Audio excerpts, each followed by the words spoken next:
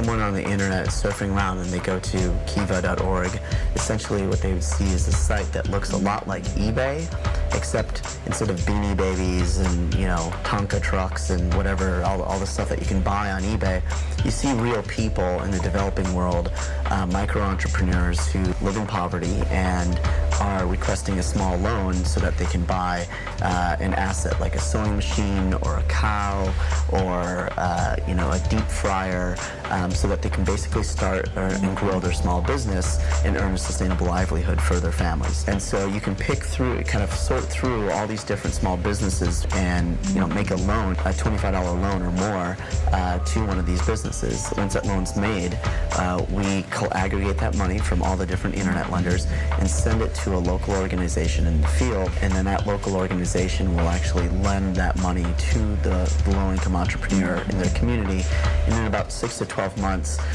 you'll be repaid. In early December last year, I think, I was working at TiVo, and we got in daily costs. And that community daily cost just blew away all the loans that we could post on our site as fast as we could. Yeah, the day we got in daily costs is the day I was playing ping pong with my boss, and I said, I gotta go. And I didn't come back to work. That was it. I think just after that daily cost article, I got a call from Greg Kelly in Bulgaria. He's a Peace Corps volunteer there, and he was telling me about the community he serves in Bulgaria, the Roma people, otherwise known as the Gypsies, and just the poverty that they're undergoing, and how there's a real need for entrepreneurial financing there. And there's not a lot of opportunities to get a loan in that community.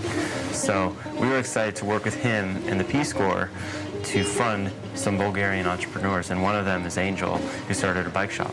This is the room that we initially took a picture of and put on the Kiva website that Angel was thinking about making his place in. And so essentially most of the loan proceeds went to fixing this room as well as buying these machines.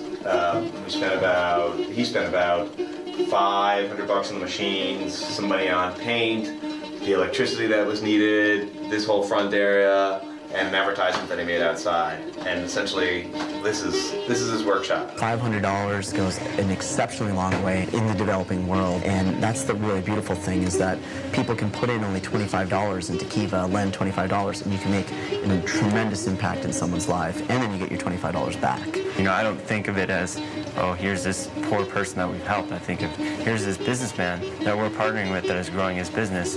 This is, you know, get a loan and be responsible with it, you know, make it work, create more money with it, and pay it back as you said you would. So everyone kind of looks now to Angel and the success he's had, and the fact that he's doing it the right way. Most micro borrowers are on a monthly payment plan, so their loan officer visits them once a month, and they paid an agreed upon amount to that organization. And what Kiva does is we bill them for that amount, so our borrowers can be repaid and then lend again. We have a 100% payback rate on Kiva, and microfinance in general has nearly 100% payback with 97%. In our case, I think we're working with an open community of microfinance institutions to be almost like an eBay for microfinance, and let basically any kind of micro-entrepreneur around the world access capital at rates that they weren't previously able to access that directly from, you know, social investors around the world as well. Pretty much any developing country now has a microfinance movement component to it now. So it's really a movement that's taking root, and it's still pretty new, but is having lasting effects all over the world. So I think it's a really big part of the future in terms of alleviating poverty from here on out.